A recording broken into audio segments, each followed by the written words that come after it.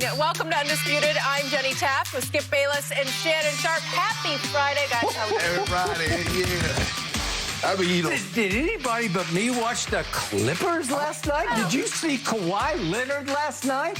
Is that not the greatest mid-range jump shooting since Michael Jeffrey Jordan? Is it not over? Clippers over Lakers? Should the Lakers just call it a season and go home? So you don't want to give me my credit for picking the score. You don't want to give me that credit. You don't want to tell. You said it'd be 15. It was like 38. It was 23, and I said this. How many points did I say the Clippers would score? 120. Oh, did you? To 105. Well, then you know better than I know. It's over for your Lakers. That was a tour de force. Patrick Beverly is back. What do we have to talk about? We should just call this show off. So was LeBron playing last night? He was probably watching, saying, LeBron likes to curse publicly all the time. You see those tweets? Yes. That's all he does is curse in public. He was sitting watching that game saying, oh, bleep. We had some other things we were cursing about earlier today. Oh, okay. Well, let's talk about that. You guys bringing that up. LeBron, guys, not too happy. Let me explain. After Richard Jefferson said that Giannis might be a Pippen that needs an MJ, Jay Williams chimed in saying even LeBron played that role when he teamed up with Dwayne Wade in Miami. LeBron didn't take too kindly to that and responded with this. Explain to me what the bleep I gotta do with the subject matter. I'm over here minding my damn business, preparing for Houston. And by the way, I ain't never been nobody but my damn self. That's followed by a crown and another, a little swear word there. I can't say everything on TV, guys. Shannon, do you like LeBron's tweet? I love it. At some point in time, Skip, you got to call out this blasphemy. Now, I don't get what Richard Jefferson's talking about. Because Scottie Pippen was never, ever thought of as better than Michael Jordan. And see, Skip, you remember when this pandemic went on in early parts of June. It was supposed to be released later. But because we're in a pandemic, there was nothing on television. They released this documentary. It was called The Last Dance. And what The Last Dance did is that it clouded people's judgment because people believe that Michael Jordan won every finals that he played in the NBA. And that's not true. Michael Jordan, in his first 3 playoff appearances, won 1 game. He got swept twice. He won 1 game against the Milwaukee Bucks. So if I'm not mistaken, how many did you score against the Celtics in that first game? It was not How about 63? So let me ask you a question. How about God and sneakers? So is it about scoring or is it about winning? I just need to know. Because the argument that you always use when Peyton Manning was putting up these big numbers, you were telling me Tom Brady was winning titles. So you're saying Michael Jordan's overrated. Is that what you're saying? I think you just said that. You just made the case, and that's the wrongest case you've ever made in the history of this show. I'm going to get back to my point. I love D. Wade. I love what he taking on his 3 sons, raising them. One of his sons chose to live her best life and says, Dad, I want to identify as this, and he supported it. Even though he caught a lot of criticism, he said, I love my child and I want what's best for my child. So I love D. Wade. Even as D. Wade won a title, D. Wade was Finals MVP.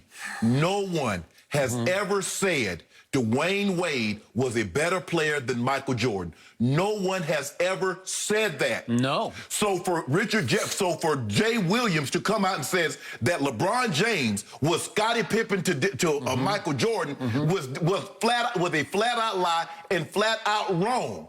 It's not a lie. It's just wrong. It's just a lie. Wrong. Yeah. It's a lie. Well, it's not. I mean, he's not like making up. It's his opinion.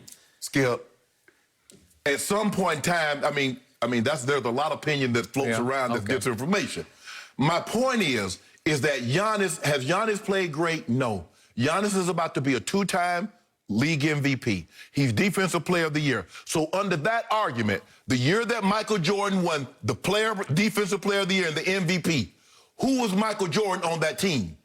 Because he got bounced in the playoffs.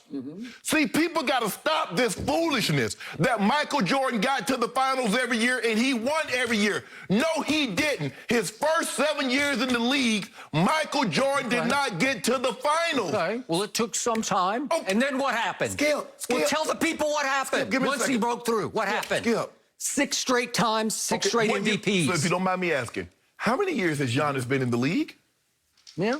Okay. So who's to say once he break through, he doesn't keep it going? Is that what you're predicting? No, are you predicting that? Oh, my goodness. Well, do you see that?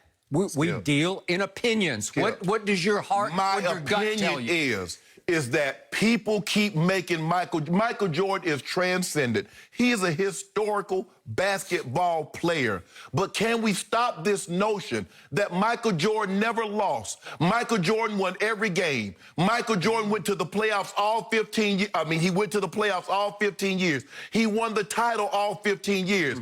Okay, yes, Giannis didn't play up to the MVP standard against Toronto. He lost. But Michael Jordan was MVP in a bunch of years that he did not even make it to the finals.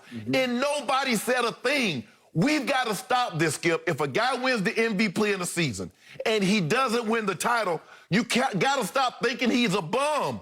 That's not true. Okay. But it's very seldom, Skip, that a guy wins MVP and the finals in the same year. So when Kevin Durant, very seldom because it's only happened now third time. No. I'm just saying the regular season MVP. Oh yeah. Yeah. And defensive player of the year. No. I'm just saying the regular season. I'm just saying the MVP. Yeah. Because the year Kevin Durant won the MVP, Skip, did he make it to the finals? No. So what was he?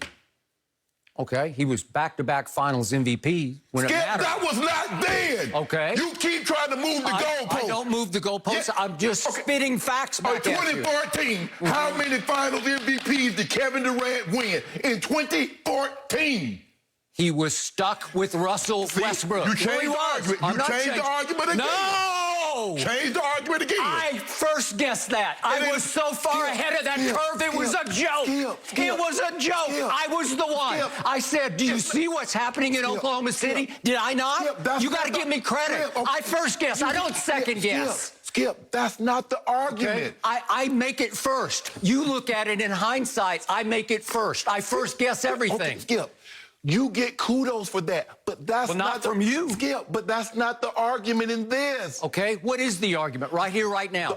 It starts with Giannis. Yes. Who is he? What is he? What will he be? That's the subject at hand. He's a two-time, he's about to be a two-time league MVP and a defensive player of the year. Okay. That is a young player.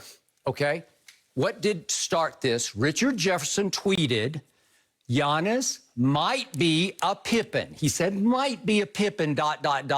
There I said it. This is the tweet from Richard Jefferson, who obviously played with LeBron. He's played a long time in the league. Not a great player, but a pretty good player. Great. So how good? So if he's not great, how many good players have won the MVP in the regular season? Okay, I don't know what the point is of what you're asking. But you said he might be a good player. He's a two-time league MVP. I'm trying to give him some credibility here. He played alongside LeBron. Yeah. He loves LeBron, right? Yeah. Okay. Might be a Pippen about Giannis. There I said it. He needs his Jordan. That's the tweet that detonated all this from Richard Jefferson, okay? I co-signed that tweet because I first guessed that. I told you last year, games 3, 4, 5, and 6 against the Toronto Raptors, Giannis shrank. What do we call him? 6'11"? He played like he was 6'3" in that series in the last 4 games. In the fourth quarter of those 4 straight games, he completely disappeared. He was ineffective to the point he was shooting 29% from the field over those 4 games because they walled him off and said, you have a big hole in your game. You have no mid-range jump shot. You cannot hurt us from 7 feet or 8 feet or 12 feet. This year he tried to shoot more threes, and sometimes he can be fairly effective from 3. Right. But when the pressure is on, he cannot be effective from 3 because he's not a very good three-point shooter. And you know and I know he is a liability at the free throw line, especially in playoff games. See what happened the other night against the Heat when he had a chance to make it a little closer. Remember, with 43 seconds left, and he badly missed 2 straight free throws that surprised nobody. So here we go again against Miami, a smart team, tough team mentally and physically, with a good coach in Eric Spoelstra, and they just said, we're going to